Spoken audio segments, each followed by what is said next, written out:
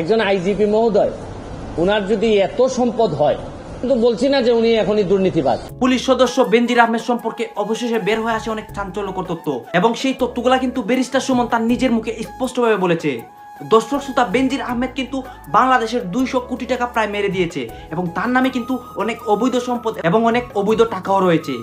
বেনজির আহমেদ সম্পর্কে অনেক চাঞ্চল্যকর তথ্য কিন্তু এই ভিডিওতে থাকবে, এবং ব্যারিস্টার সুমনের সম্পূর্ণ বক্তব্যটা থাকবে ব্যারিস্টার সুমন কিভাবে বোমা ফাটিয়ে দেয় বেনজির আহমেদ সম্পর্কে।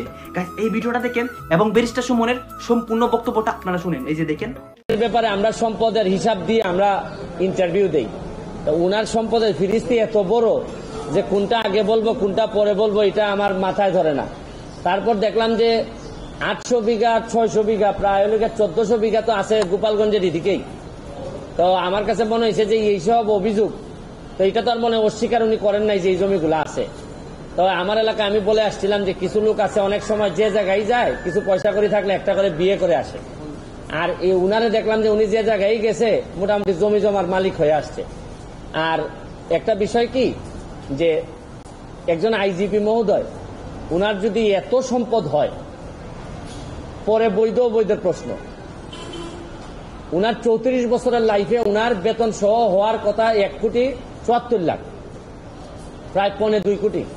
কিন্তু 1.25 কোটি তো উনার বেতন টেতন মিলে আর উনার মেয়ে আর বউ মিলে মাশাল্লাহ প্রায় কয়েকশো কোটি। তো এত টাকা যদি উনার থাকে কেউ কোনো কথা বলে না। মানে একটা ইনকোয়ারি যে করবো, আমি কিন্তু বলছি না যে উনি এখনই দুর্নীতিবাজ। আরে ভাই, এত সম্পদের হিসাব আসলে একটা ইনকোয়ারির কথা বলবে না কেউ? আপনি দেখবেন যে 31 তারিখে রিপোর্টটা হওয়ার পর আমি কাউরে কথা বলতে শুনি না। সবাই মনে হয় যে একটা ভয় পায়, ভয় মারা যাবে, নাইলে তারে মামলা দিবে, তারে এই করবে সেই করবে। মানে কি? এটা বঙ্গবন্ধুর বাংলাদেশ, স্বাধীন বাংলাদেশ। এখানে তো বঙ্গবন্ধু কন্যা স্পষ্ট বলছেন যে দুর্নীতি প্রশ্রয় দেওয়া হবে না। তাইলে এরকম একজন আইজিপির এত সম্পদের হিসাব আসছে, কেউ কোনো কথা বলবে না। আর দুদক আল্লাহ মাহবুব জানে, নিজে স্টার্ট তো নিতেই পারে না, ধাক্কায় ধাক্কায় স্টার্ট হয় না। দুদক কে এটা? আমি তো অনেকদিন ওয়েট করছি এটা। আমি তখন আমেরিকাতে যখন আমি রিপোর্টটা দেখছি, তো দুদক এটা বলবে না, ইনকোয়ারি করবে না? আরে ভাই, একটা কাজ তো করো, এতগুলা বেতন নিতেছো, খালি এই যে কাজী আর ওই যে সাব রেজিস্ট্রারের মামলা করার জন্য দুদক আসে নাই তো। আর বড় জিনিস দেখলেই দুদক চুপসে যায়।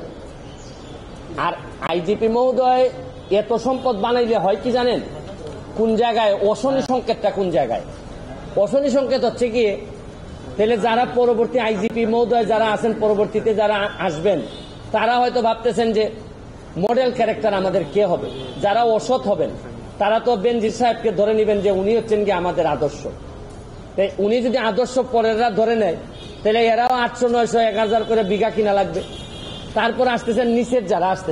ব্যারিস্টার সুমন এইটা বলতেছে যে তার পিছনে কেন লোক লাগছে না, এবং ব্যারিস্টার সুমন কিন্তু তার পিছনে একবারে ভালোভাবে লেগে গিয়েছে, এবং বেনজির আহমেদের অবস্থা কিন্তু এখন শেষ হয়ে যাবে। কারণ ব্যারিস্টার সুমন যেই জায়গায় লাগে সেই জায়গার অবস্থা কিন্তু সে একবারে শেষ করে দেয়, এবং মূল রহস্যগুলা কিন্তু ব্যারিস্টার সুমন বের করেই ছাড়ে।